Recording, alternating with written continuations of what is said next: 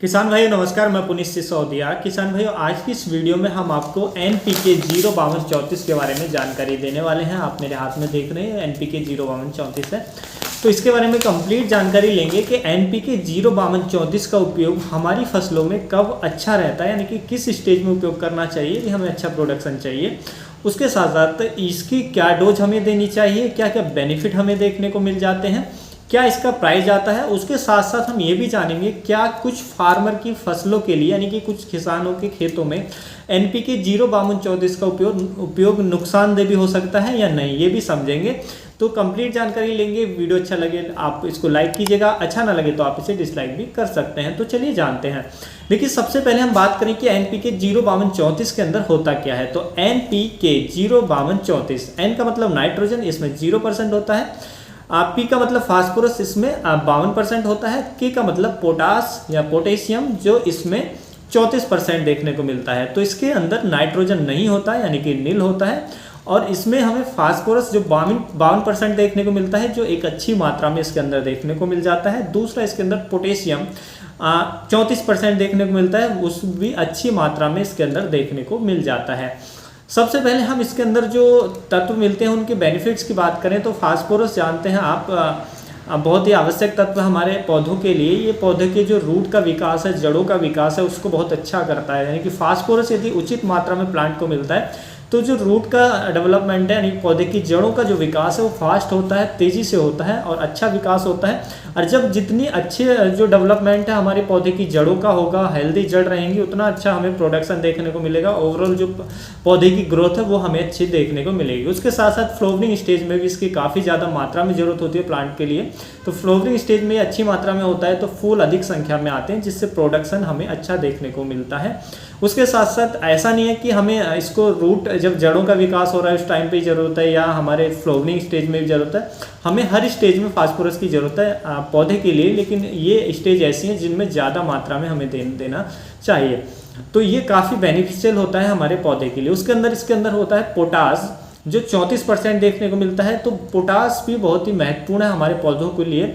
ये पोटास जो होता है पौधे का जो डिफेंस मैकेनिज्म होता है उसको इम्प्रूव करता है, उसको बढ़ा देता है, जिससे पौधे में जो कीट हैं, रोग हैं, वो हमें कम देखने को मिलते हैं, जिससे हमारा कीटों पे, रोगों पे जो खर्चा है वो कम हो जाता है। पौधे को ये स्ट्रांग बनाता है जो पोटास होता है। उसके साथ साथ देखिए, पोटास हमारे फसलों में जब फल बनना स्टार्ट हो जाते हैं, फल आना स्टार्ट हो जाता है, उस टाइम पे पोटास की ज़्यादा ज़रूरत होती है, क्योंकि फलों का या जो भी हमारी सब्जियां हम ले रहे हैं तो उनके जो साइज़ है उसको बढ़ाने में हेल्प करता है, उनकी क्वालिटी को अच्छा करता है, उनके रंग को अच्छा करता है, आकार को अच्छा करता है, जिससे जो हमारे प्रोडक्शन है वो बहुत ही बेहतरीन देखने को मिलता है और क्वालिटी वाला प्रोडक्शन देखने को मिलता है। तो फ्रूटिंग स्टेज में इसकी काफ़ी ज़्यादा ज़रूरत होती है, और हर स्टेज में यदि पोटास की हर एक स्टेज में पौधे की में ज़रूरत होता है, क्योंकि ये डिफेंस मैकेनिज्म को इम्प्रूव करता है, जिससे पौधा हमें स्ट्रॉन्ग देखने को मिलता है। तो इनके ये बेनिफिट देखने को मिलते हैं। यदि हम बात करें कि इसको हमें कौन कौन सी स्टेज में पौधे की में देना चाहिए, यानी कि फसलों में उपयोग करना है तो कब कब करना चाहिए और कैसे करना चाहिए। देखिए, यदि आप ड्रिप सिस्टम का उपयोग करते हैं खेतों के अंदर, यानी कि आपने ड्रिप सिस्टम का यूज करके और आपने वेजिटेबल कोई भी सब्जियां लगाई हुई हैं, तो आप चाहें तो इसको फर्टिगेशन के तौर पर भी दे सकते हैं, यानी कि ड्रिप सिस्टम में पानी में घोल के तो पानी के साथ भी जड़ों में चला सकते हैं और उसके लिए अच्छा रहता है। और यदि आपने ड्रिप सिस्टम का यूज नहीं किया है, आप फ्लो मेथड से सिंचाई करते हैं, तो उस कंडीशन में आपको ज़रूरत नहीं है इसको जड़ों में देने की। तो उस कंडीशन में आप इसका स्प्रे में ही यूज करेंगे तो अच्छा रिजल्ट है, क्योंकि आप फिर ग्रेनुअल जो हमारे खाद है वो आसानी से दे पाते हैं जड़ों में पौधे के, यानी कि खेत के अंदर जो हमारे ग्रेनुअल्स फॉर्म में आते हैं, दानेदार फॉर्म में आते हैं। पोटास आता है, हमारा फास्फोरस आता है, यानी कि DAP आता है, तो हम उनको दे देते हैं। तो फिर हमें इसको जड़ों में देने की आवश्यकता नहीं है, तो हम इसको स्प्रे में यूज करना चाहिए, जो ड्रिप सिस्टम का यूज नहीं करते हैं। तो कब कब करना चाहिए, तो पहला उपयोग जब भी हमारी फसलों की जो वेजिटेटिव ग्रोथ हो रही होती है तो उस टाइम पे करना चाहिए। देखिए, NPK 19-19 पर भी मैंने आपको वीडियो बना के दिया है, इससे पहले वो आपने देखा होगा, तो मैंने उसके बारे में बोला था कि वेजिटेटिव ग्रोथ में हमें उसका भी उपयोग करना चाहिए। तो देखिए, NPK 19-19 और 05234, यदि आप सब्जियों की खेती करते हैं तो ये दो NPK आपके पास होने चाहिए फर्टिलाइजर। तो देखिए, एक बार आप क्या करेंगे, वेजिटेटिव ग्रोथ में NPK 19-19 का स्प्रे किया, उसके एक वीक बाद यानी कि 7 दिनों के बाद आप 05234 का स्प्रे कर देंगे वेजिटेटिव ग्रोथ में, क्योंकि जब वेजिटेटिव ग्रोथ पौधे की हो रही होती है तो साथ साथ जो रूट का विकास है वो भी हो रहा होता है। तो उसमें फास्फोरस की ज़्यादा जरूरत होती है। तो इस तरीके से आप इसका यूज करेंगे।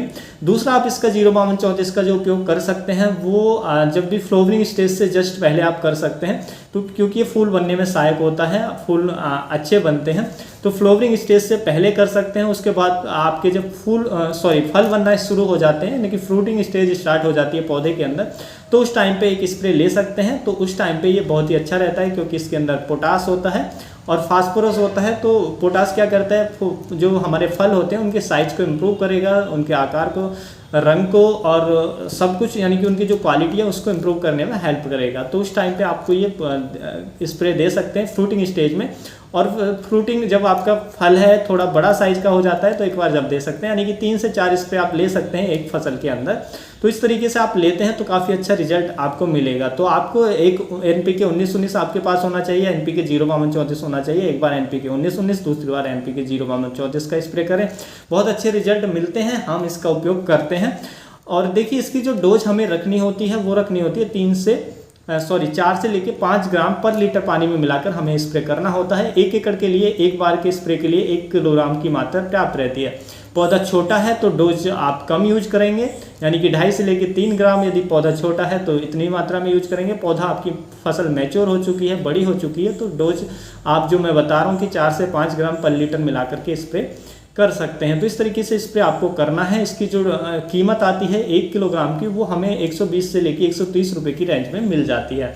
तो ये बेनिफिट इसके देखने को मिलते हैं। इस तरीके से हमको यूज करना है। अब जानते हैं क्या हमारी फसलों के लिए नुकसानदेह भी हो सकता है। तो देखिए बिल्कुल हो सकता है। वो उस कंडीशन में, मान लीजिए आपके खेत के अंदर जो फास्फोरस है या पोटेशियम है, ये पहले से ही ज़्यादा मात्रा में है या उचित मात्रा में अवेलेबल है।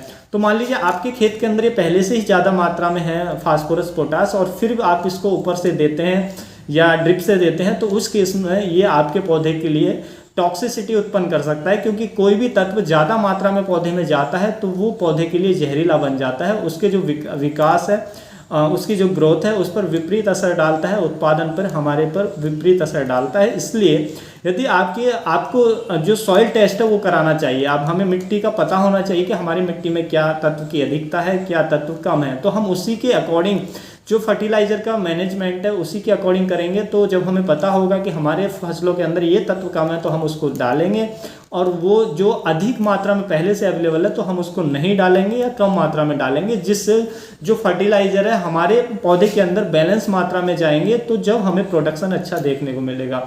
ये NPK 05234 के केस में ही नहीं, आप कोई भी फर्टिलाइजर यूज करते हैं, मान लीजिए NPK 19-19 का यूज कर रहे हैं, तो मान लीजिए आपके खेत के अंदर नाइट्रोजन पहले से अधिक है या फास्फोरस या पोटास, तो फिर वो टॉक्सिसिटी शो करता है। या कोई भी फर्टिलाइजर आप यूज कर रहे हैं तो उसको यूज करने से पहले हमें पता होना चाहिए, सॉइल टेस्टिंग हमें करा लेनी चाहिए। मिट्टी के अंदर हमें पता होना चाहिए कि क्या है और क्या नहीं है। तो उसके अकॉर्डिंग जब हम देते हैं तो हमें जो उत्पादन है अच्छा देखने को मिलता है। मान लीजिए हमारे खेत के अंदर कोई तत्व पहले से मौजूद है, हम उस पर वही तत्व को दे रहे हैं फर्टिलाइजर को परचेज करके, तो हमारा जो फर्टिलाइजर हम खरीद रहे हैं उस पर भी जो हमारा पैसा है वो वेस्ट हो रहा है। उसके साथ साथ हमें कोई भी लाभ उसका देखने को नहीं मिलेगा। तो जो सॉइल टेस्टिंग है वो ज़रूरी होती है। तो उम्मीद है किसान भाई जो आज की जानकारी आपको अच्छी लगी होगी। जानकारी अच्छी लगी तो वीडियो को लाइक कीजिएगा, ज़्यादा से ज़्यादा फार्मर के साथ इसको शेयर कीजिएगा ताकि उन तक भी जानकारी पहुंच सके। मिलूंगा आपको एक और नई वीडियो में नई जानकारी के साथ। अपना ख्याल रखिएगा। धन्यवाद।